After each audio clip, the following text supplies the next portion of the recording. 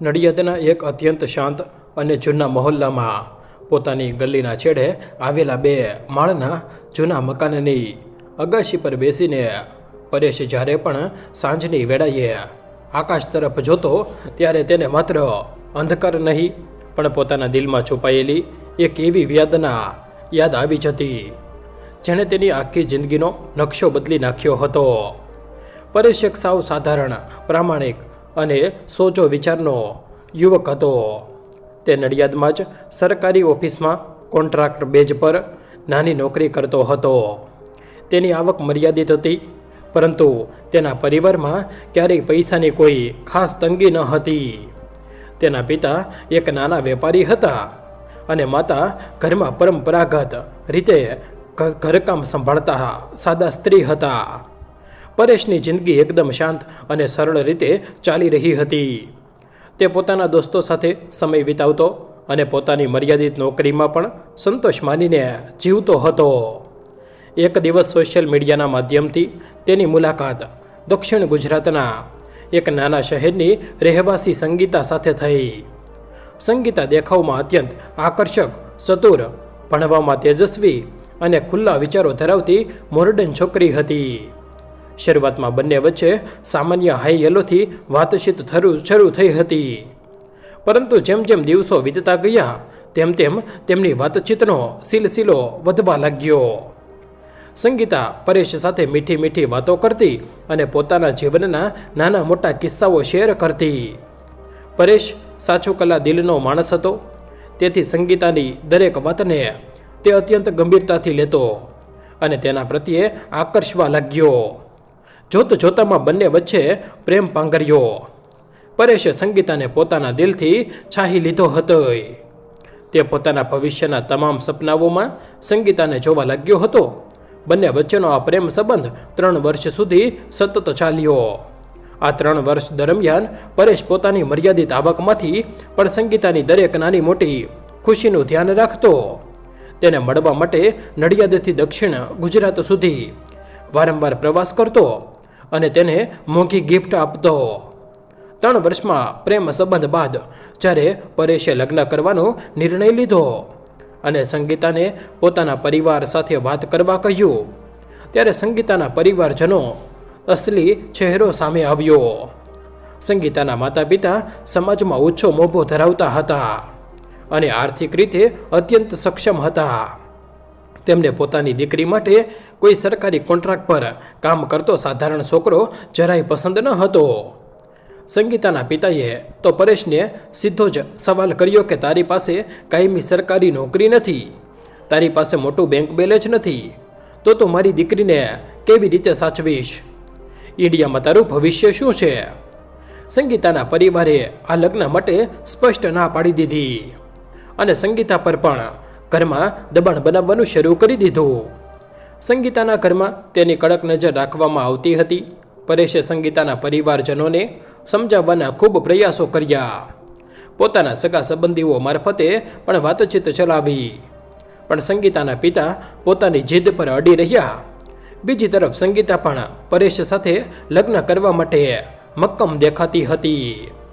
તેણે પરેશને કહ્યું કે જો આપણે અત્યારે કોઈ નિર્ણય નહીં લઈએ તો મારા ઘરવાળા મારા લગ્ન કોઈ બીજા સાથે કરાવી દેશે. આખરે કોઈ રસ્તો ન દેખાતા પરેશ અને સંગીતાએ ઓક્ટોબર 2020માં ભાગી જઈને રજિસ્ટર મેરેજ કરી લીધા. ભાગીને લગ્ન કરી લીધા બાદ સંગીતાના પરિવારમાં ભારે હોબાળો મચી ગયો. સમાજમાં પોતાની આબરૂ જશે તેવા ડરથી તેને દીકરી ભાગી ગઈ છે તેવી ચર્ચા ન થાય તે માટે સંગીતાના માતા પિતાએ આખરે નમતું જોખ્યું. તેમણે પરેશ અને તેના પરિવાર સાથે સંપર્ક કર્યો અને કહ્યું કે અમે આ સંબંધને સ્વીકારવા તૈયાર છીએ, પણ અમારે સમાજના રીતિ રિવાજ અનુસાર ધામધૂમથી લગ્ન કરાવવા છે, જેથી સમાજમાં કોઈ આંગળી ન સીંધી શકે. પરેશના પરિવારનો તો સાદા અને સરળ હતા. તેમણે સંગીતાના પરિવારની વાત સ્વીકારી લીધી. ડિસેમ્બર 2020માં બંનેના સામાજિક રીતિ રિવાજ મુજબ ખૂબ જ ધામધૂમથી લગ્ન કરાવી આપવામાં આવ્યા, પરંતુ આ લગ્ન મનથી સ્વીકારાયેલા ન હતા. સંગીતાના પરિવારજનોનો અંદર ખાને આ સંબંધથી જરાય ખુશ ન હતા. તેમના મનમાં પરેશની ગરીબી અને મર્યાદિત આવક પ્રત્યે ભારે નફરત હતી. લગ્ન પછી સંગીતા પરેશના ઘરે નડિયાદ આવી. પરેશ પોતાની પત્નીને ઘરમાં લાવ્યા બાદ ખુશ હતો, પણ આ ખુશી ઝાઝો સમય ન ટકી. સંગીતા એક અત્યંત મોર્ડન વિચારો ધરાવતી છોકરી હતી. તેને રાત્રે મોડે સુધી પાર્ટીઓ કરવી, મોંઘા કપડાં પહેરવા અને પોતાના હિસાબે જીવવું પસંદ હતું. જ્યારે પરેશના માતા સાવ જૂનવાણી વિચારો ધરાવતા ધાર્મિક સ્ત્રી હતા. ઘરમાં વહેલું ઉઠવું, પૂજાપાઠ કરવા અને ઘરના કામકાજમાં મન પરોવવું એ પરેશના માતાની આદત હતી. સંગીતાને આ બધું બંધન જેવું લાગવા માંડ્યું. થોડા જ દિવસોમાં ઘરના રસોડાથી લઈને નાના મોટા કામકાજ બાબતે સાસુ અને વહુ વચ્ચે વિવાદો શરૂ થઈ ગયા. સંગીતા પોતાની મરજી મુજબ જીવવા માંગતી હતી અને પરેશના માતા તેને ભારતીય સંસ્કારોની મર્યાદા સમજાવવા માંગતા હતા. બંને પોતાની જગ્યાએ સાચા હતા, પણ આ રોજબરોજની લડાઈમાં પરેશની હાલત સોડી વચ્ચે સોપારી જેવી થઈ જઈ હતી. પરેશ ન તો પોતાની પત્નીને કશું કહી શકતો હતો કે ન તો પોતાની માતાનો પક્ષ લઈ શકતો હતો. તે બંને વચ્ચે સેતુ બનાવવાનો પ્રયાસ કરતો, પણ દર વખતે પોતે જ માનસિક રીતે પીડાતો હતો. આ દરમિયાન સંગીતાના માતા પિતા પણ અવારનવાર સંગીતાને ફોન કરીને ઉશ્કેરતા રહેતા હતા. તેઓ સંગીતાને વારંવાર એક જ સવાલ પૂછતા કે તું આવી સાધારણ જિંદગીમાં કેવી રીતે સેટલ થઈશ? આ છોકરા પાસે ઇન્ડિયામાં કોઈ ભવિષ્ય નથી, તારું ભવિષ્ય બગાડી રહી છે. સંગીતાના મનમાં પણ ધીરે ધીરે પોતાના પતિ પ્રત્યે અસંતોષનો પોદળો જામવા લાગ્યો. તે પરેશને વારંવાર મહેણા મારતી કે તારી આવક કેટલી છે? આપણે ક્યાં સુધી આ મધ્યમ વર્ગીય ઘરમાં સડીશું? પરેશ આ બધું સાંભળીને અંદરથી ભાંગી પડતો હતો, પણ તે પત્નીના પ્રેમના મોહમાં બધું સહન કરતો રહ્યો. આજ ગાળામાં પરેશના કેટલાક મિત્રો યુકે એટલે કે લંડન જવાની તૈયારી કરી રહ્યા હતા. પરેશને લાગ્યું કે જો તે ઇન્ડિયામાં જ રહેશે તો તેની આવક ક્યારેય વધવાની નથી અને સાસુ વહુનો આ કટકા જેવો ઝઘડો તેના ઘરને બરબાદ કરી દેશે. પરેશે પોતાનાથી ઉંમરમાં ઘણા મોટા પરંતુ એક અત્યંત ખાસ અને વડીલ જેવા મિત્ર પાસે જઈને પોતાના મનની વાત કરી. એ વડીલ મિત્ર પરેશના સાચા સ્વભાવને ઓળખતા હતા. તેમણે પરેશની આખી વાત સાંભળી અને તેને સલાહ આપી કે તું યુકે જવાનો પ્લાન બનાવ, ત્યાં મહેનત કરીશ તો તારું અને તારી પત્નીનું ભવિષ્ય સુધરી જશે. આટલું જ નહીં, એ વડીલ મિત્રએ પરેશને આર્થિક મદદ કરવાની પણ મોટી તૈયારી બતાવી. તેમણે પરેશને કહ્યું કે તારે જેટલા પૈસાની જરૂર પડશે તે હું તને વ્યાજ વગર આપીશ. તું લંડન જઈને કમાઈને મને પાછા આપી દેજે. આ વાત સાંભળીને પરેશની આંખોમાં આશાનું નવું કિરણ પ્રગટ્યું. લગ્નના માંડ 6 મહિના થયા હતા અને પરેશ તથા સંગીતાએ યુકે જવાની તૈયારીઓ જોરશોરથી શરૂ કરી દીધી. સંગીતા ભણવામાં પહેલેથી જ હોશિયાર હતી. તેણે IELTSની પરીક્ષા આપી અને તેમાં ખૂબ સારા ઓલ ઓવર બેન્ડ મેળવી લીધા. બેન્ડ સારા આવતા જ સંગીતાને લંડનની એક જાણીતી યુનિવર્સિટીમાં એડમિશન મળી ગયું અને તેના સ્ટુડન્ટ વિઝા પણ મંજૂર થઈ ગયા. સંગીતાએ સ્ટુડન્ટ વિઝા પર લંડન મોકલવા માટે tuition fee, visa fee, air ticket અને શો મની મળીને કુલ 22 લાખ રૂપિયાનો મોટો ખર્ચો આવ્યો. પરેશે પોતાના એ વડીલ મિત્ર પાસેથી અને થોડા બીજા આજુબાજુના સોર્સમાંથી ભેગા કરીને 22 લાખ રૂપિયાનું મોટું દેવું પોતાના માથે લીધું. પરેશને ભરોસો હતો કે એકવાર સંગીતા લંડન પહોંચી જશે પછી પોતે તેના ડિપેન્ડન્ટ વિઝા પર લંડન જતો રહેશે અને ત્યાં દિવસ રાત કાળી મજૂરી કરીને આ 22 લાખ રૂપિયાનું દેવું છપટીમાં પૂરું થઈ જશે. ડિસેમ્બર 2021માં સંગીતા પોતાના પતિ અને પરિવારને અલવિદા કહીને લંડન જવા રવાના થઈ ગઈ. લંડન જેવા વિશાળ અને અજાણ્યા શહેરમાં સંગીતાને કોઈ તકલીફ ન પડે તે માટે પરેશે લંડનમાં રહેતા પોતાના જ એક ખાસ મિત્રના ઘરે સંગીતાના રહેવા અને જમવાની પૂરી વ્યવસ્થા કરી આપી હતી. પરેશના એ મિત્રએ સંગીતાને પોતાના ઘરના સભ્યની જેમ રાખી અને શરૂઆતના 2 મહિના સુધી તેની પાસેથી રહેવાના કે ખાવા પીવાના એક પણ પાઉન્ડ ન લીધા. સંગીતા લંડન પહોંચી ગઈ અને પરેશ નડિયાદમાં બેસીને પોતાના ડિપેન્ડન્ટ વિઝાની પ્રક્રિયામાં રાત દિવસ એક કરવા લાગ્યો. તે કાગળો ભેગા કરતો, એમ્બેસીના ધક્કા ખાતો અને સંગીતા સાથે રોજે રોજ ફોન પર વાત કરતો. શરૂઆતમાં સંગીતા લંડનથી ફોન કરીને પરેશ સાથે સારી રીતે વાત કરતી, પણ ધીરે ધીરે લંડનની ચમકધમક અને મુક્ત વાતાવરણ સંગીતા પર હાવી થવા લાગ્યા. પરેશનો વિઝા આવવામાં થોડો સમય લાગી રહ્યો હતો. આખરે 6 મહિનાની લાંબી રાહ જોયા બાદ જૂન 2022માં પરેશના ડિપેન્ડન્ટ વિઝા પણ આવી ગયા. પરેશના હરખનો કોઈ પાર ન હતો. તે પોતાના વતનને, પોતાના પરિવારને અલવિદા કહીને પત્ની સાથે લંડનમાં એક નવી સુંદર જિંદગી શરૂ કરવાના સપનાઓ સાથે ફ્લાઇટમાં બેસી ગયો. પરેશની ગણતરી સાવ સ્પષ્ટ હતી. લંડન જઈને ગમે તેટલું અઘરું કામ કરવું પડે તો પણ કરીને માથે રહેલું 22 લાખનું દેવું જલ્દીથી જલ્દી ચૂકવી દેવું અને પોતાના અને સંગીતાના ભવિષ્ય માટે થોડી બચત કરી લેવી. પરેશના લંડનના પહેલાંથી જ કેટલાક મજબૂત કોન્ટેક્ટ્સ હતા. લંડન પહોંચ્યાના ગણતરીના 20 દિવસમાં જ તેણે પોતાની મહેનતથી પહેલી પાર્ટ ટાઈમ જોબ શોધી લીધી. લંડન શહેરની જટિલ ટ્રાન્સપોર્ટ સિસ્ટમ અને કામ કરવાની શૈલીને સમજતા પરેશને બહુ સમય ન લાગ્યો. 2 મહિના પૂરા થતાં સુધીમાં તો પરેશે એક સાથે 3 પાર્ટ ટાઈમ જોબ્સ કરવાનું શરૂ કરી દીધું. સવારે 7 વાગ્યે ઘરેથી નીકળી જતો. પરેશ રાત્રે 11 કે 12 વાગ્યે થાકીને લોથપોથ થઈને ઘરે પાછો ફરતો હતો. તે અઠવાડિયામાં એક પણ દિવસની રજા લીધા વિના રોજ 10થી 12 કલાક સતત કામ કરતો હતો. જોબ પર આવવા જવામાં પણ લંડનની અંડરગ્રાઉન્ડ ટ્રેનોમાં તેનો કલાકોનો સમય વેફળાતો હતો. પરેશની આ શારીરિક મહેનત પાછળ માત્ર એક જ ધ્યેય હતો કે વહેલામાં વહેલી તકે તેના માથેથી 22 લાખ રૂપિયાનું દેવું ઉતરી જાય. લંડનની ફેક્ટરીમાં વાગતી મોટી સિટી અને પરેશની આંખો ખુલી અને તેની સાથે જ તેની દિનચર્યાનો બીજો કંટાળાજનક દિવસ શરૂ થઈ ગયો.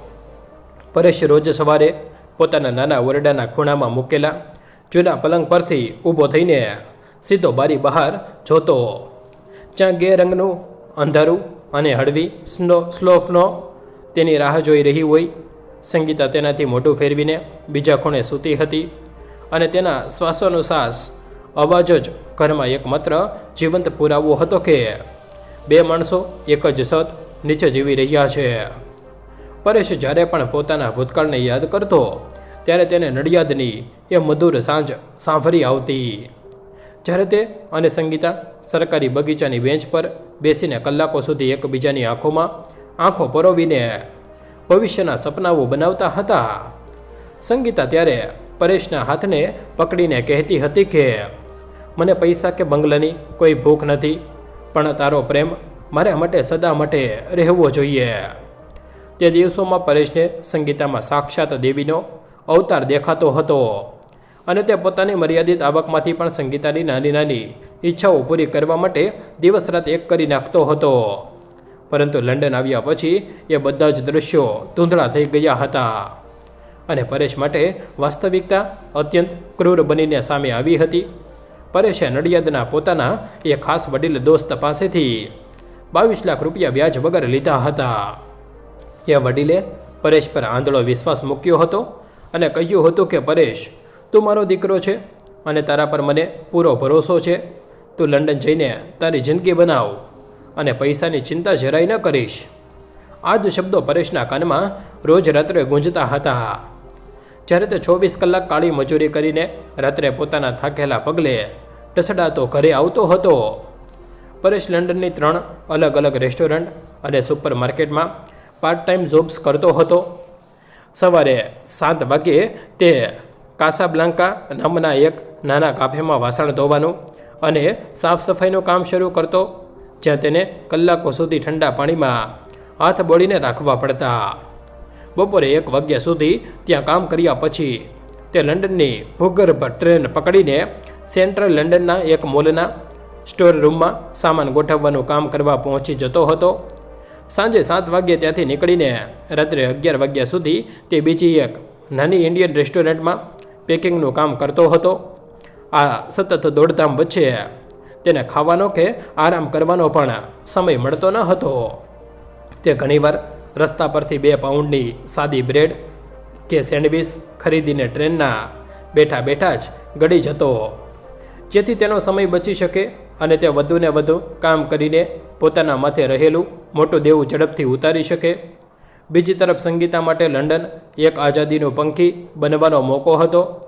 લંડનની ચમકધમક, નાઇટ લાઈફ અને ત્યાંની મુક્ત જીવનશૈલી સંગીતાના મગજ પર એ રીતે સવાર થઈ ગઈ હતી કે તેને નડિયાદની પોતાની જૂની મર્યાદાઓ અને પરેશનું સમર્પણ સાવ તુચ્છ લાગવા માંડ્યું હતું. સંગીતાએ સ્ટુડન્ટ વિઝા પર આવ્યા બાદ યુનિવર્સિટીમાં એડમિશન તો લઈ લીધું હતું, પણ તેનો રસ અભ્યાસમાં ઓછો અને પોતાના નવા બનેલા દોસ્ત સાથે લંડનના પબ અને ક્લબમાં રખડવાનો વધુ હતો. સંગીતાના વર્તનમાં આવેલો બદલાવ સૌથી પહેલાં પરેશના એ દોસ્તે નોંધ્યો હતો, જેમના ઘરમાં તેઓ શરૂઆતમાં શેરિંગમાં રહેતા હતા. પરેશનો એક ખાસ દોસ્ત જીતેન્દ્ર નડિયાદનો જ વતની હતો અને લંડનમાં છેલ્લા 5 વર્ષથી સ્થાયી થયો હતો. જીતેન્દ્ર અને તેની પત્ની રીટાએ સંગીતા લંડન આવી ત્યારે તેને પોતાની નાની બહેનની જેમ સાચવી હતી. જીતેન્દ્ર પોતાના ઘરમાં સંગીતા પાસે રહેવાના કે ખાવા પીવાના 1 પણ પાઉન્ડ લેતો ન હતો અને રીટા રોજ સંગીતા માટે ગરમ રસોઈ બનાવીને રાખતી હતી. પરંતુ સંગીતાને જીતેન્દ્રનો આ પ્રેમ અને કાળજી પોતાના પરનો અંકુશ લાગતા હતા. સંગીતા મોડી રાત્રે ઘરે આવતી અને જ્યારે રીટા તેને પૂછતી કે તું ક્યાં ગઈ હતી, ત્યારે સંગીતા મોઢું બગાડીને પોતાના રૂમમાં જતી રહેતી. જીતેન્દ્રએ પરેશને એકવાર ફોન કરીને હળવેથી કહ્યું પણ હતું કે પરેશ, તું લંડન જલ્દી આવી જા, કારણ કે સંગીતાનું વર્તન થોડું અલગ લાગી રહ્યું છે. તે કોલેજ જવાના નામે સવારે નીકળે છે, પણ સાંજ સુધી તેનો કોઈ પતો હોતો નથી. પરેશે ત્યારે પોતાના દોસ્તની વાતને ગંભીરતાથી ન હતી લીધી. તેને વિચાર્યું હતું કે નવી જગ્યા છે એટલે સંગીતાને થોડો સમય લાગતો હશે. પરંતુ જૂન 2022માં જ્યારે પરેશ પોતે લંડન પહોંચ્યો ત્યારે જીતેન્દ્રની વાતની સચ્ચાઈનો અહેસાસ થવા લાગ્યો. સંગીતાએ પરેશનું વિમાની મથકે સ્વાગત પણ ઠંડા કલેજે કર્યું હતું. જે પત્નીને 6 મહિના પછી મળતો હોય તેને ભેટીને રડી પડવાની ઈચ્છા હોય, પરંતુ સંગીતાએ પરેશ સામે જોઈને માત્ર એક હોમવર્ક પૂરતું સ્મિત આપ્યું હતું અને કારમાં બેસી ગઈ હતી. ઘરમાં આવ્યા બાદ પણ સંગીતા પરેશ સાથે વાત કરવાનું ટાળતી હતી. સંગીતા શરૂઆતમાં એક નાની સુપર માર્કેટમાં નોકરી કરતી હતી, જ્યાંથી તેને અઠવાડિયે 150 પાઉન્ડ જેવા મળતા હતા.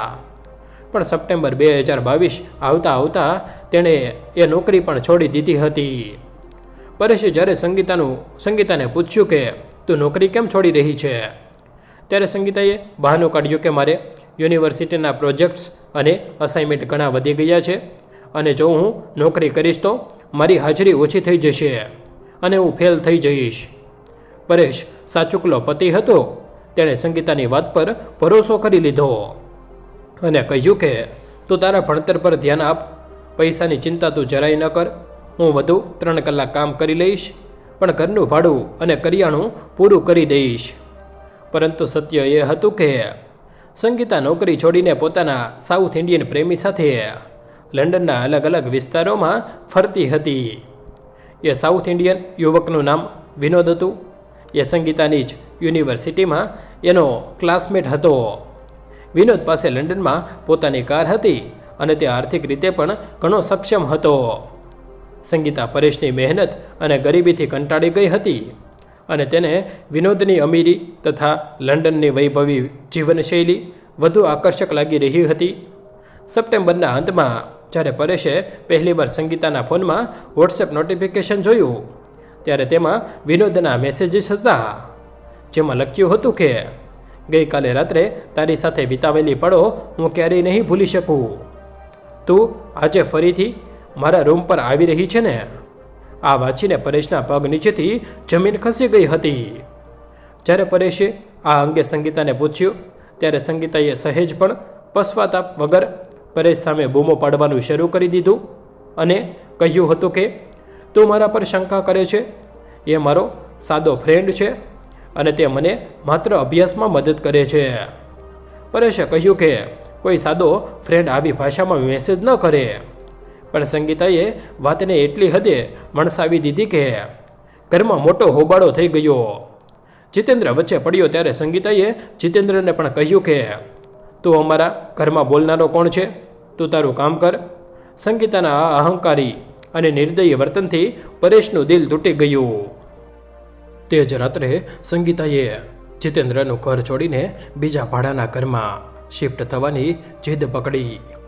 પરેશે પોતાના દોસ્ત જીતેન્દ્રની માફી માંગી અને 22 લાખના દેવાની ચિંતા વચ્ચે પણ વધારાનું ડિપોઝિટ ભરીને લંડનના જ ઈસ્ટ હેમ વિસ્તારમાં એક નાનો રૂમ ભાડે લીધો. નવા ઘરમાં આવ્યા બાદ પરેશને આશા હતી કે કદાચ વાતાવરણ બદલતા સંગીતા સુધરી જશે, પણ સંગીતાના મનમાં તો કંઈક બીજો જ ખેલ ચાલી રહ્યો હતો. સંગીતાએ નવા ઘરમાં આવ્યા બાદ ફરીથી નોકરી શરૂ કરી, પણ આ નોકરી માત્ર એક બહાનું હતું. તે સવારે નોકરી પર જવાનું કહીને ઘરની બહાર નીકળતી, પણ વાસ્તવમાં તે વિનોદ સાથે તેની કારમાં ફરીને મોજ મજા કરતી હતી. પરેશ રોજ રાત્રે થાકીને ઘરે આવે ત્યારે સંગીતા ક્યાં તો ઓનલાઈન ચેટિંગમાં વ્યસ્ત હોય, કાં તો ઊંઘવાનો નાટક કરીને પડી રહેતી. પરેશ તેના માટે ગરમ પાણી કરી આપતો, તેની મસાજ કરી આપતો, પણ સંગીતા પરેશ તરફ આંખ ઉપાડીને જોતી પણ ન હતી. ઓક્ટોબર 2022ના મહિનામાં પરેશે સંગીતાના ફોનમાં ફરીથી ડર્ટી ચેટ્સ જોઈ. આ વખતે ચેટ્સમાં વિનોદ અને સંગીતાના અત્યંત ખાસ અને રહસ્યમય શારીરિક સંબંધોની વાત ખુલ્લેઆમ લખેલી હતી. પરેશ આ વાંચીને રડી પડ્યો. તેણે સંગીતાના હાથ જોડીને પૂછ્યું કે સંગીતા, મેં તારા માટે શું નથી કર્યું? મેં 22 લાખનું દેવું કર્યું. હું રોજ 15 કલાક કામ કરું છું. તું મારી સાથે આવું કેમ કરી રહી છે? ત્યારે સંગીતાએ કોઈ જ જવાબ ન આપ્યો, પણ શાંત રહીને પોતાની આંખોમાં નફરત બતાવી. તે જ રાતથી પરેશ અને સંગીતા વચ્ચે પતિ પત્નીના સંબંધોનો અંત આવી ગયો. તેના એક જ રૂમમાં રહેતા હતા, પણ પરેશ જમીન પર ચટાઈ પાથરીને સૂતો અને સંગીતા પલંગ પર સૂતી. બંને વચ્ચે વાતચીત સાવ બંધ થઈ ગઈ.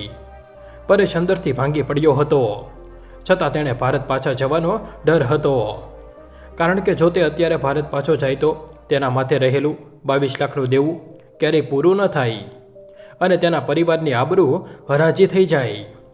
પરેશ પોતાના દર્દને છુપાવીને રોજ સવારે કામ પર જતો રહ્યો. ડિસેમ્બર 2022માં લંડનમાં ભારે બરફવર્ષા થઈ રહી હતી. તાપમાન -5 ડિગ્રી સુધી ગગડી ગયું હતું. પરેશ ખુલ્લામાં બસ સ્ટોપ પર ઊભો રહીને થરથર ધ્રુજતો અને વિચારતો કે તેણે જીવનમાં કઈ ભૂલ કરી હતી જેના બદલામાં તેને આ સજા મળી રહી છે. ડિસેમ્બર 2022ના એ કડકડતા ઠંડા વાતાવરણમાં લંડનની સડકો પર બરફ સવાયેલો હતો, પણ પરેશના દિલમાં નફરત અને વેદનાનો જ્વાળામુખી સળગી રહ્યો હતો. પરેશ અને સંગીતા એક જ ભાડાના રૂમમાં 2 અજાણ્યા લોકોની જેમ જીવી રહ્યા હતા, પણ સંગીતાનો રહસ્યમય વ્યવહાર દિવસે ને દિવસે વધુ શંકાસ્પદ અને ખતરનાક બનતો જતો હતો. જાન્યુઆરી 2023ની શરૂઆત થતાં જ સંગીતાએ અચાનક એક નવો જ ખેલ રચવાનું શરૂ કરી દીધું હતું. તે સવારે વહેલા ઉઠીને પોતાની બેગ લઈને યુનિવર્સિટી જવાના નામે નીકળી જતી, પણ વાસ્તવમાં તે કોલેજ જતી જ ન હતી. પરેશ રોજ 17 કલાક ઘરની બહાર કાળી મજૂરી કરીને રાત્રે થાક્યો પાક્યો ઘરે પાછો આવતો, ત્યારે સંગીતા તેની સામે જોતી પણ ન હતી. તે રોજ બહાર જતી હોવા છતાં ઘરમાં એકાદ કપ ચા બનાવીને પોતાના પતિને આપવાની પણ મર્યાદા રાખતી ન હતી. પરેશ રસ્તામાં મળતી સાદી સેન્ડવિચ કે કચરો ખાઈને પેટ ભરી લેતો હતો અને મોડી રાત્રે રૂમમાં આવીને ખૂણામાં બેસીને પોતાની કિસ્મત પર રડતો હતો. 10 જાન્યુઆરી 2023ના રોજ સવારે પરેશની તબિયત થોડી નરમ હતી. તેને સતત તાવ આવતો હતો અને શરીર કંપતું હતું. તેથી તેણે પોતાની વહેલી સવારની પહેલી શિફ્ટની જોબમાં રજા રાખી હતી. તે બપોરે 12 વાગ્યે શાવર લઈને બાથરૂમમાંથી બહાર આવ્યો. ત્યારે તે પોતાના બોસને ફોન કરીને કહેવા માંગતો હતો કે તે મોડો આવશે, પરંતુ તેના પોતાના ફોનની બેટરી પૂરી થઈ ગઈ હોવાથી તેણે સંગીતાનો ફોન ટેબલ પરથી હાથમાં લીધો. ફોન હાથમાં લેતા જ તેના સ્ક્રીન પર વોટ્સએપ નોટિફિકેશનમાં એક સાઉથ ઇન્ડિયન યુવકનો મેસેજ દેખાયો. એ યુવકનું નામ વિનોદ હતું. તેણે લખ્યું હતું કે તારો પતિ કામ પર ગયો છે ને, હું બસ થોડી જ મિનિટોમાં તારે ઘરે પહોંચી રહ્યો છું. આ મેસેજ વાંચતા જ પરેશની આંખો સામે અંધારા આવી ગયા. પરેશના હોશ ઉડી ગયા, કારણ કે તેને સમજાઈ ગયું કે પરેશ જ્યારે કાળી મજૂરી કરવા માટે 15 કલાક ઘરની બહાર રહેતો હતો, ત્યારે સંગીતા પોતાના જ ઘરમાં પોતાના પ્રેમીને બોલાવીને મોજ મજા કરતી હતી. પરેશે સંગીતાને પકડીને આખરી વોર્નિંગ આપતા કહ્યું કે જો તો આ માણસ સાથેના સંબંધો બંધ નહીં કરે તો મારે તારા માતા પિતાને ફોન કરીને તારી આ તમામ કાળા કરતૂતોની જાણ કરવી પડશે. આટલું કહીને પરેશ રાત્રે રડતો રડતો જોબ પર જવા માટે ઘરેથી નીકળી ગયો. પણ પરેશના ઘરમાંથી નીકળતા જ સંગીતાએ એક નવો જ શાતિર ખેલ શરૂ કરી દીધો. પરેશ તેના પરિવારને કશું બતાવે તે પહેલાં જ સંગીતાએ પોતાની મમ્મીને ફોન કરીને ખોટી કહાની કહી દીધી કે પરેશ તેને રોજ મારે છે અને મન ફાવે તેમ ગાળો બોલે છે. સંગીતાના માતા પિતાએ આ વાત સાંભળીને તુરંત જ પરેશના નડિયાદ સ્થિત પરિવારજનોને ફોન કર્યો અને ભારે ધમકી આપી. પરેશના માતા પિતાએ પરેશ પર ફોન કરીને તેને બરાબરનો ધમકાવ્યો અને ગુસ્સો કર્યો. પરેશની બહેન પણ પરેશ પર ગુસ્સે થઈ ગઈ. વાસ્તવિકતા એ હતી કે પરેશ અને સંગીતા વચ્ચે લંડનમાં શું ચાલી રહ્યું છે તે વિશે પરિવારને કશી ખબર જ ન હતી. છતાંય પરેશે પોતાના ઘરમાં લગાવેલા કેમેરાના ફૂટેજ લાઈવ પોતાની માતાને મોકલ્યા અને સાબિત કર્યું કે તે સમયે તે ઘરે જ હતો જ નહીં, પરંતુ જોબ પર હતો. કેમેરાના કેટલાક પુરાવા જોઈને પરેશની મમ્મીને પહેલીવાર પોતાની વહુ પર શંકા ગઈ અને દીકરાની નિર્દોષતા સમજાઈ. એ જ દિવસે રાત્રે પરેશ જ્યારે જોબ પરથી પાછો આવ્યો ત્યારે સંગીતા રૂમમાં બબાલ કરવાની પૂરી તૈયારી સાથે બેઠી હતી. પરેશે ઘરમાં પગ મૂક્યો કે તુરંત સંગીતાએ તેને ધમકી આપી કે જો તું મારા ફોનને હાથ લગાડીશ તો હું અહીં લંડન પોલીસમાં તારા પર શારીરિક શોષણ અને ઘરેલું હિંસાનો ખોટો કેસ કરી દઈશ અને તારે જેલમાં જઈને સીધા ઇન્ડિયા પાછા જવાનો વારો આવશે. 22 લાખ રૂપિયાનું મોટું દેવું કરીને પત્ની સાથે યુકે આવેલો પરેશ જો ઇન્ડિયા પાછો ફેંકાઈ તો તેની તમામ ગણતરીઓ ઊંધી પડી જાય તેમ હતી. તેથી સંગીતાની આ કાનૂની ધમકીથી પરેશ સાવ ફફડી ગયો અને ચૂપચાપ બધો તમાશો જોવા મજબૂર બની ગયો. સંગીતાના નાટક એટલેથી અટકવાના ન હતા. બીજા દિવસે તેણે ફરીથી પરેશ સાથે ઝઘડો કર્યો અને ઘરમાં બૂમો પાડીને જાતે જ પોતાના ગાલ પર જોરથી 2-3 તમાચા મારી લીધા. તેણે હાથમાં ફોન લઈને લંડન પોલીસને બોલાવવાની ધમકી આપી, પરંતુ આ વખતે પરેશ પોતાની સહનશક્તિ ગુમાવી ચૂક્યો હતો. તેણે સંગીતાને સામો જવાબ આપ્યો કે તારે જે પોલીસને બોલાવવી હોય તેને બોલાવી લે, હું હવે તારાથી ડરવાનો નથી. પરેશના આ કડક તેવર જોઈને સંગીતા અંદરથી ડરી ગઈ અને તેણે પોલીસને ફોન કરવાનું માંડી વાળ્યું. પરેશે હવે સંગીતાના બોયફ્રેન્ડ વિનોદની તમામ વિગતો ભેગી કરવાનું નક્કી કર્યું. તેણે લંડનમાં રહેતા પોતાના દોસ્તો મારફતે સંગીતાની યુનિવર્સિટીમાં તપાસ કરાવી તો ખબર પડી કે સંગીતા રેગ્યુલર કોલેજે જતી જ ન હતી અને જ્યારે પણ કોલેજ જતી ત્યારે તેનો બોયફ્રેન્ડ વિનોદ તેની સાથે જ હોતો હતો. 13 એપ્રિલ 2023ના રોજ સંગીતા રોજની જેમ સવારે કોલેજ જવાનું કહીને નીકળી પણ સાંજ સુધી પાછી ન આવી. પરેશે તેને 50 વાર ફોન કર્યા પણ સંગીતાએ એકેય ફોન ઉપાડ્યો નહીં. ડરેલા પરેશે લંડન પોલીસને ફોન કરીને પોતાની પત્ની ગુમ થઈ હોવાની રિપોર્ટ કરી દીધી. સાંજે 8 વાગ્યે પરેશ ઘરે પહોંચ્યો ત્યારે સંગીતા ઘરમાં જ બેઠી હતી. પરેશે પૂછ્યું કે તારો ફોન ક્યાં છે? ત્યારે સંગીતાએ કહ્યું કે મારો ફોન ખોવાઈ ગયો છે. પરેશે સામો સવાલ કર્યો કે જો ફોન ખોવાઈ ગયો હોય તો તું કેવી રીતે ઘરે પહોંચી? આ સવાલ સાંભળતા જ સંગીતા ચૂપ થઈ ગઈ. પરેશે કહ્યું કે ફોન ખવાઈ ગયો હોય તો આપણે પોલીસ સ્ટેશન જવું પડશે. પણ સંગીતા ડરી ગઈ, કારણ કે તેનો ફોન ખોવાયો ન હતો, પણ વિનોદ પાસે હતો. એ જ રાત્રે પરેશે સંગીતાની જ જાણ બહાર તેની માતાને વિડીયો કોલ કર્યો અને ફોન સાઈડમાં છુપાવીને મૂકી દીધો. સંગીતા પોતાની માતાના દેખાતા જ પોતાના ચહેરા પર તમાચા મારવા લાગી અને પરેશ પર આરોપ લગાવવા લાગી. પણ તેની માતાએ વિડીયો કોલ પર પોતાની દીકરીનો આ અસલી ચહેરો જોઈ લીધો. થોડી જ વારમાં લંડન પોલીસ તપાસ માટે પરેશના ઘરે આવી, પણ સંગીતાએ બધું ઠીક છે તેમ કહીને પોલીસને રવાના કરી દીધી. માર્ચ 2023માં સંગીતાએ યુનિવર્સિટીની 5,000 પાઉન્ડ ફી ભરવાના નામે પરેશ સામે રડવાનો નાટક કર્યો. પરેશે જ્યારે તપાસ કરાવી ત્યારે ખબર પડી કે સંગીતા 3 સબ્જેક્ટમાં ફેલ થઈ હતી અને એક પરીક્ષા આપવા જ નહોતી ગઈ. પરેશ છતાંય તેની ફી ભરવા તૈયાર હતો, પરંતુ 13 એપ્રિલ 2023ના રોજ પરેશ જોબ પર હતો ત્યારે સંગીતા ઘરના તમામ કપડાં, પાસપોર્ટ અને સામાન લઈને કાયમ માટે ભાગી ગઈ.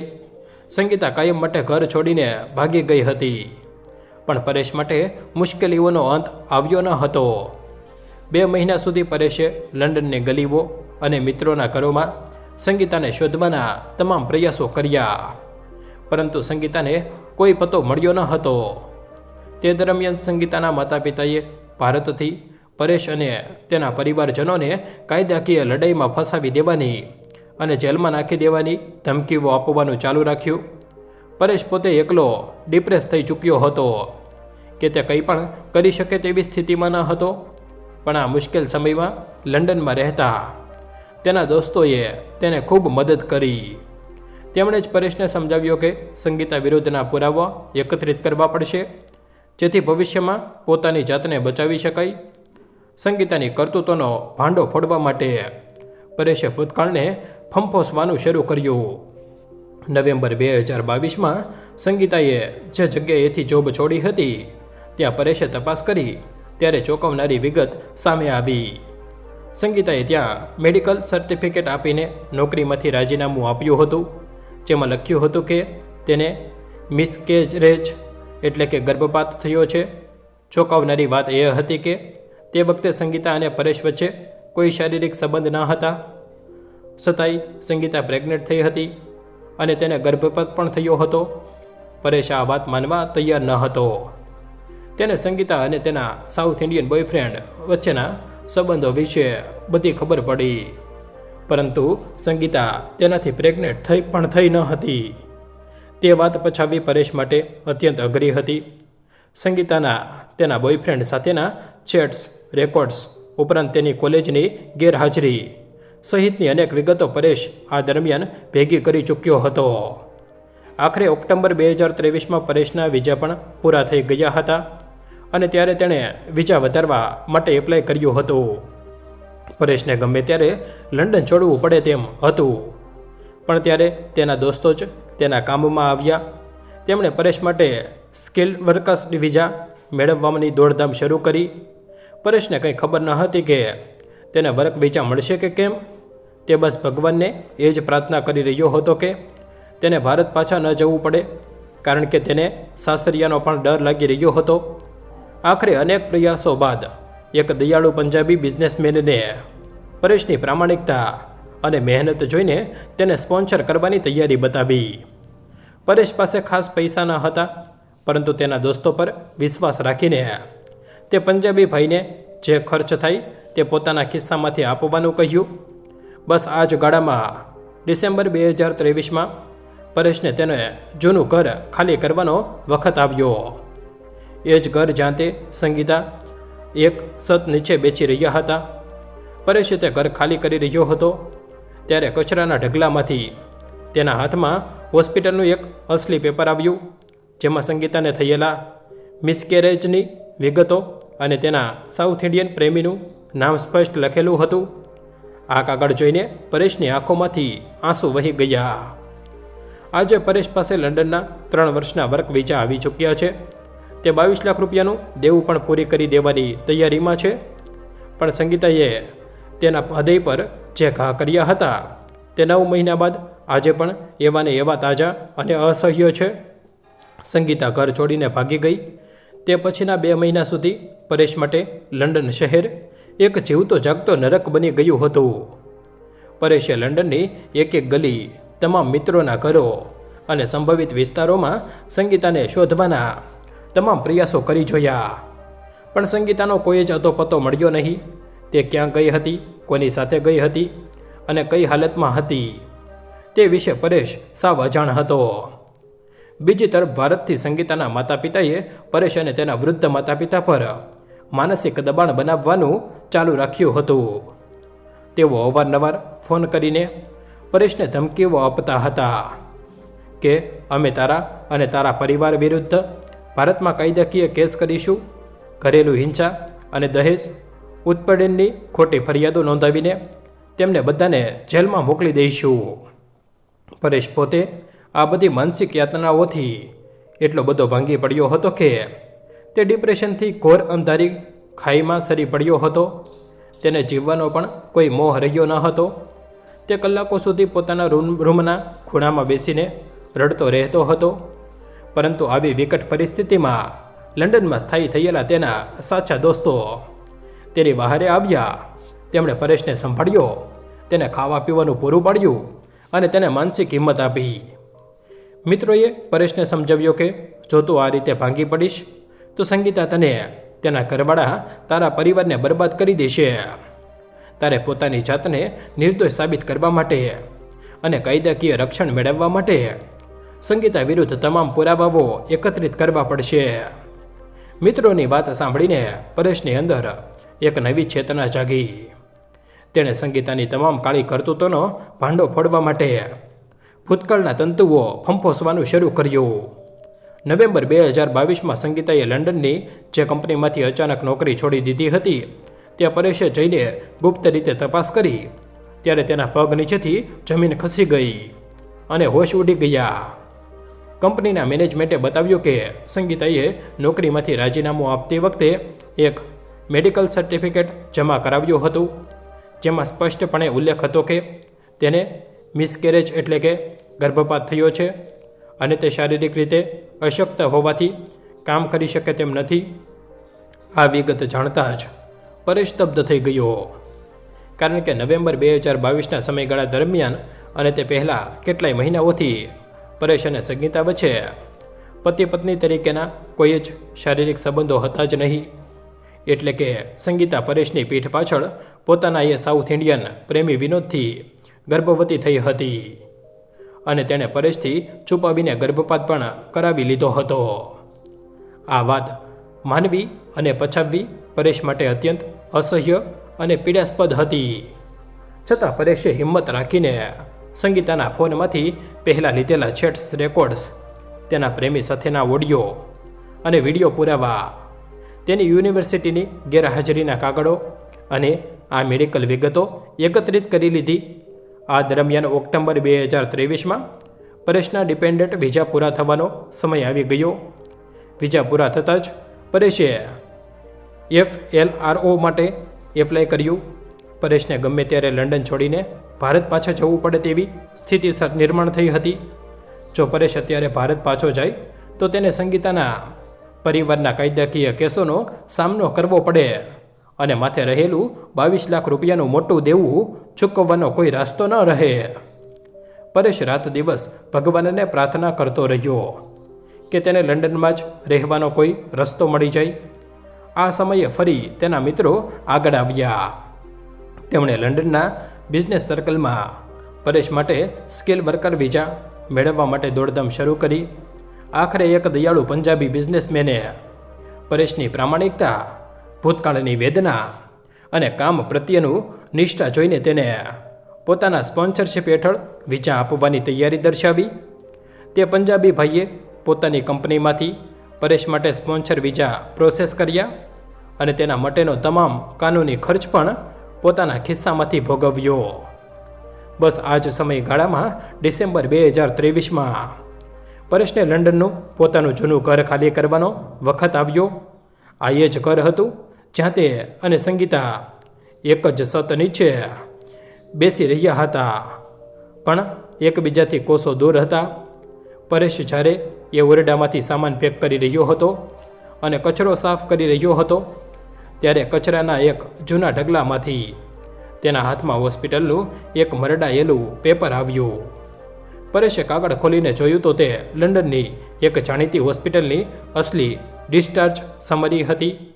એ જ કાગળમાં સંગીતાને થયેલા ગર્ભપાતની તારીખ, તેની સારવારની વિગતો અને ગાર્ડિયન તરીકે તેના પ્રેમી વિનોદનું નામ અને સહી સ્પષ્ટપણે લખેલા હતા.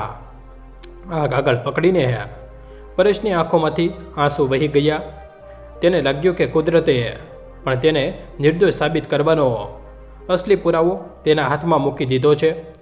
આજે પરેશ પાસે લંડનમાં સન્માનપૂર્વક રહેવા માટે 3 વર્ષના વર્ક વિઝા આવી ચૂક્યા છે.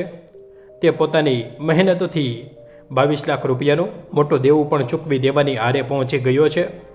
પરંતુ સંગીતાએ જેને દિલથી પ્રેમ કર્યો હતો તેણે વિદેશની ધરતી પર પગ મૂક્યા બાદ જે રીતે પોતાના તેવર બદલ્યા અને પરેશના હૃદય પર વિશ્વાસઘાતના જે ઊંડા ઘા કર્યા, તે 9 મહિના વીતી ગયા પછી પણ આજે એવાને એવા તાજા અને વણ ઉકેલાયેલી સીચ બનીને પરેશના મનમાં ગુંજ્યા કરે છે.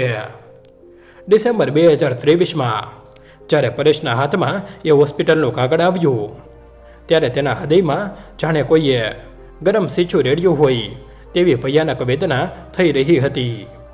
પણ સાથે જ આ કાગળ તેના માટે સૌથી મોટું હથિયાર પણ બની ચૂક્યું હતું.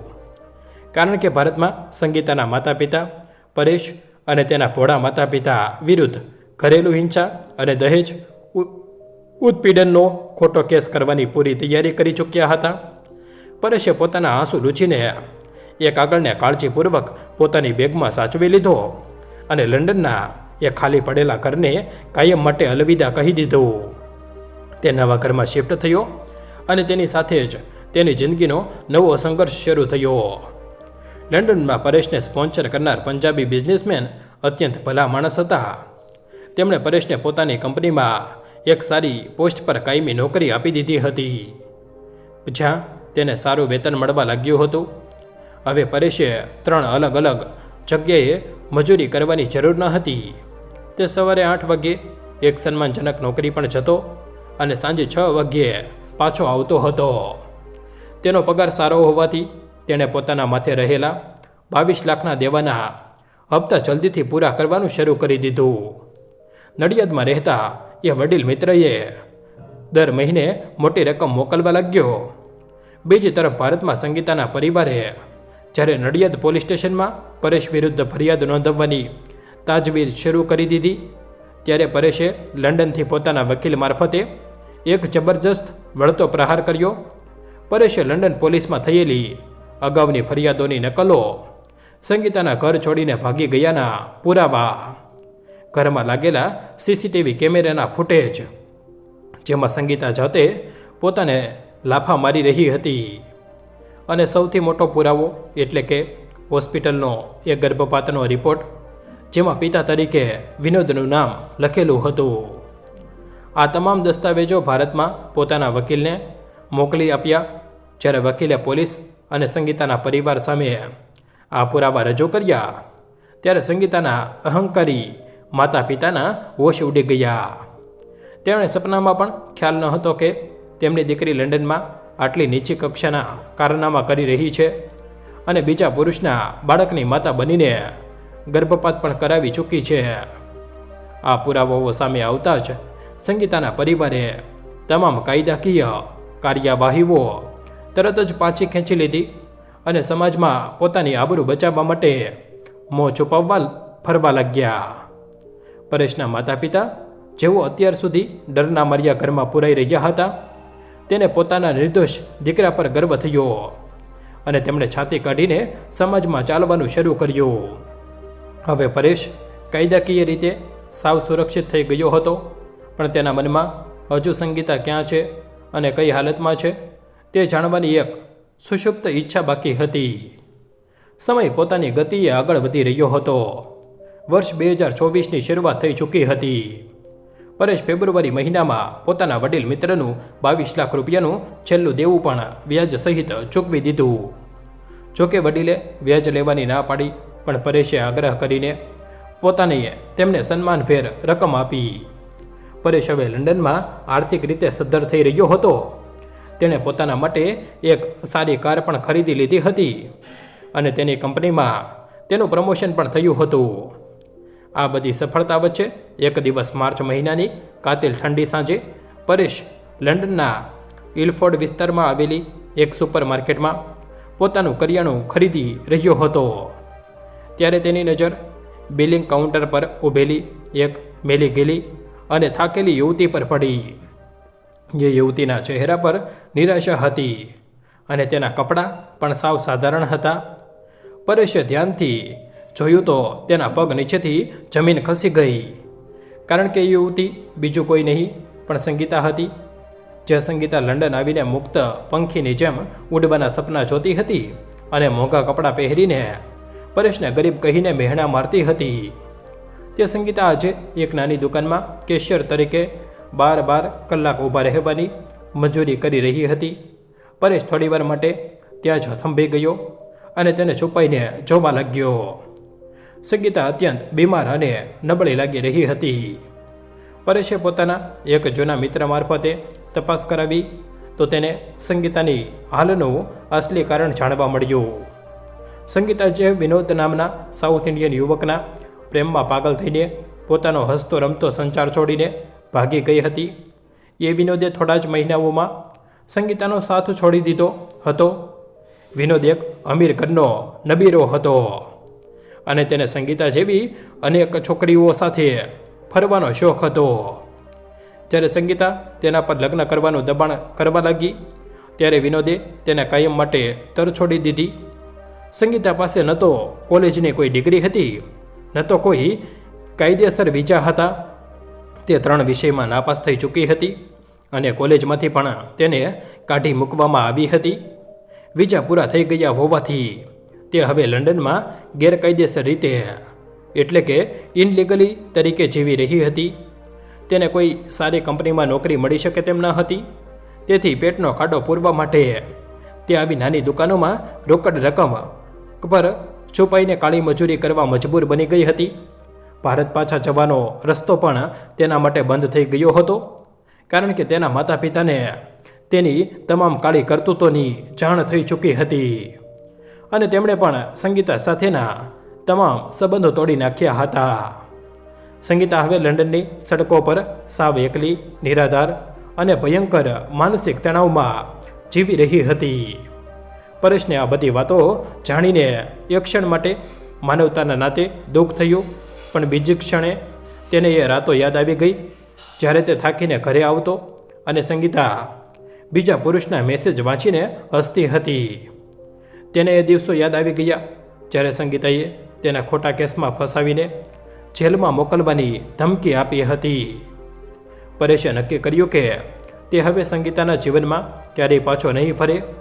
તેણે સુપર માર્કેટમાંથી પોતાનો સામાન લીધો અને સંગીતાને દેખાય નહીં તે રીતે ત્યાંથી બહાર નીકળી ગયો. થોડા દિવસો બાદ પરેશના ફોન પર એક અજાણ્યા નંબર પરથી મેસેજ આવ્યો, જેમાં લખ્યું હતું કે પરેશ, મને માફ કરી દે, હું બરબાદ થઈ ગઈ છું.